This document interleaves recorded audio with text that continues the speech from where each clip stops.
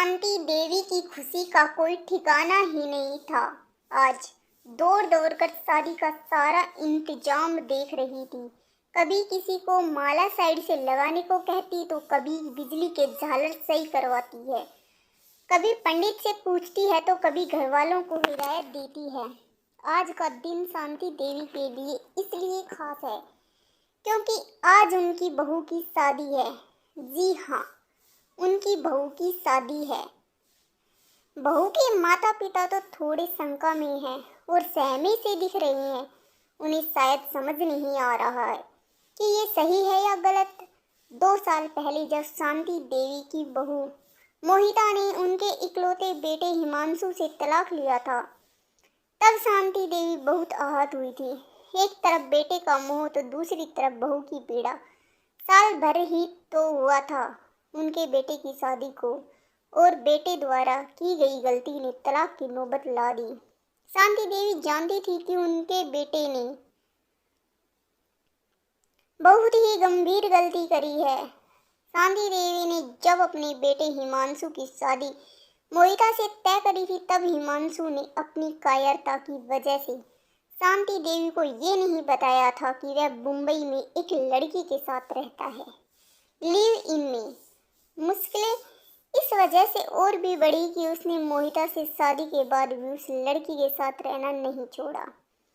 ये बात शायद शांति देवी को कभी पता नहीं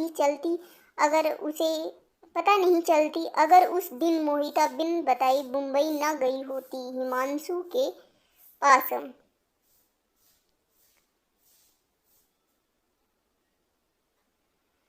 तलाक के बाद शांति देवी का बेटा फिर कभी घर नहीं आया, किंतु शांति देवी अपनी बहू मोहिता की पीड़ा को देखकर आत्मग्लानि से भूली जा रही थी। वैसे तो मोहिता ने उन्हें कभी कुछ नहीं कहा, पर शांति देवी उनकी पीड़ा के लिए खुद को कसूरवार मानती थी। तलाक के बाद मोहिता शांति देवी के पास ही रुक गई थी। शांति देवी कानपुर में अकेले रहती थी। मोहिता ने कभी नहीं कहा कि वो मायके जाना चाहती है। या तो शांति देवी को अकेले नहीं छोड़ना चाहती थी, या फिर शायद उसे अपने माता पिता से इस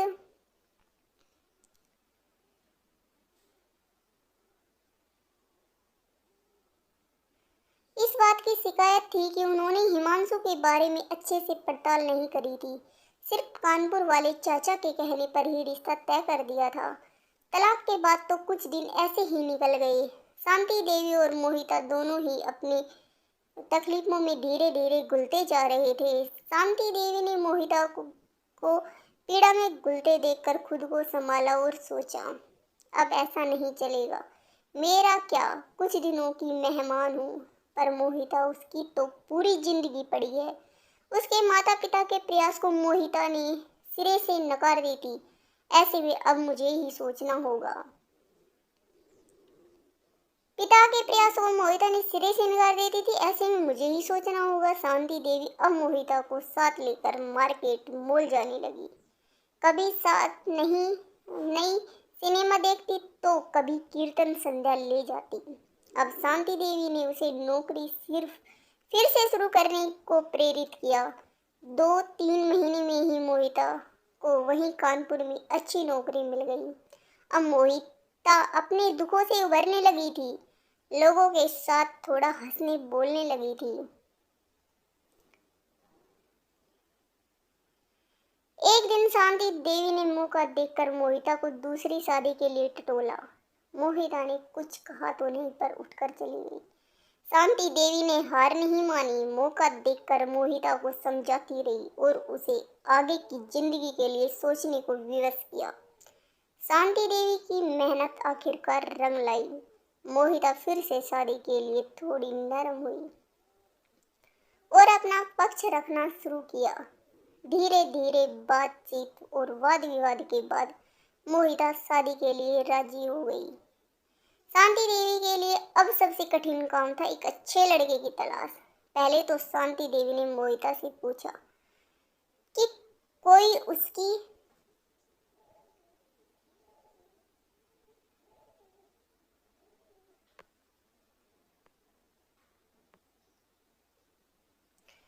कोई उसकी नज़र में हो तो बता दे ताकि बात आगे बढ़ाई जाए। इस पर मोहिता ने मना कर दिया और कहा, मैं तो अब किसी भी पुरुष को देखती ही नहीं हूँ, सो ढूंढने का काम आप ही करें। पर हाँ, बात पक्की होने से पहले उससे मिलना जरूर चाहूंगी। शांति देवी कमर कसकर एक अच्छे लड़के की तलाश में जुट गई। कई परिवारों से मिली, भाभी दूल्हों से मिली, उसके ऑफिस गई, उसके दोस्तों पड़ोसियों से मिली, जितनी जानकारी इकट्ठी हो सकती थी जमा करने लगी। अंततः अतः शांति देवी को रोहित के रूप में उनकी पसंद का रिश्ता मिल गया। रोहित कानपुर के इंजीनियरिंग कॉलेज में लेक्चरर था और अपने वृद्ध माता पिता की देखभाल के लिए कभी कानपुर से बाहर जाने की सोचा नहीं। आज भी उसे अच्छी कंपनियों से प्रस्ताव मिलते रहते हैं, पर वह माता पिता को छोड़कर कहीं नहीं जाता। दोनों परिवारों के मिलने के बाद अब समय था मोहिता और रोहित के मिलने का। दोनों की मुलाकात एक रेस्टोरेंट में हुई। औपचारिकता पूरी होते ही मोहिता ने सबसे पहले रोहित को अपने और हिमांशु के बारे में बताया। मोहिता इस नए रिश्ते को पूरी सच्चाई के साथ शुरू करना चाहती थी। इस पर रोहित ने कहा, माताजी ने मुझे इस बारे में कुछ विस्तार से बताया और यह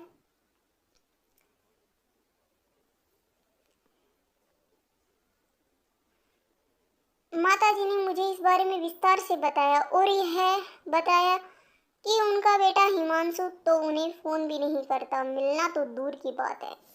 आप हिमांशु से अलग होने पर माताजी के साथ रहती है और माताजी आपको अपना मजबूत सहारा मानती है।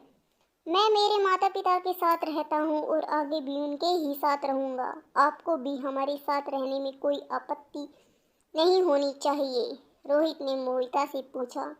मोहिता ने कहा, बिल्कुल नहीं, बल्कि ये तो मेरा सौभाग्य है कि उनका आशीर्वाद बना है।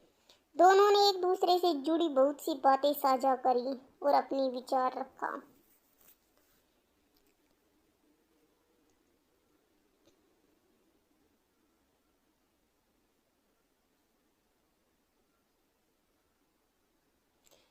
मोहिता रोहित की सहमति के बाद शांति देवी ने सारी बात मोहिता के माता पिता को बताई और उनकी रजामंदी के बाद शादी की तारीख पक्की कर दी। जब मोहिता के हाथों में मेहंदी लग रही थी तब दो माओं की आंखें नम थी और उनका रोम रोम आशीर्वाद दे रही थी कि उनके आगे की जिंदगी खुशी से भरी हो। जितनी पीड़ा उसने आज तक सही है वह कभी पलट कर ना आई। रोहित के रूप में उसे ऐसा जीवन साथी मिले जो हर पल हर कदम उसके साथ रहे। दूसरी तरफ मोहिता की आंखें शांति देवी से हट ही नहीं रही थी। वो जहां जाती मोहिता की कृतज्ञ आंखें उन्हें निहार रही होती। शांति देवी ने सास होने की परिभाषा ही बदल दी थी। जो गलतियां उनके बेटे या उनसे हुई थी उसे सुधारते हुए शांति देवी को आत्मसंतोष की अनुभूति हो रही थी जो उनके चेहरे से साफ झलक रही थी। शांति देवी और मोहिता के रिश्ते को कोई नाम दे पाना बहुत मुश्किल है। कहते हैं माँ बच्चे के बीच नाल और नाड़ी का रिश्ता होता है जो एक दूसरे की धड़कनों को मीलों दूर से महसूस कर लेता है। वैसे ही यहाँ दर्द पीड़ा का अनूठा रिश्ता है जिसके अद्भुत तार दोनों स्त्रियों के हृदय से जुड़े हैं। शादी में शामिल मेहमान इस खास रिश्ते तो देख भावी विभोर हुए जा रहे थे।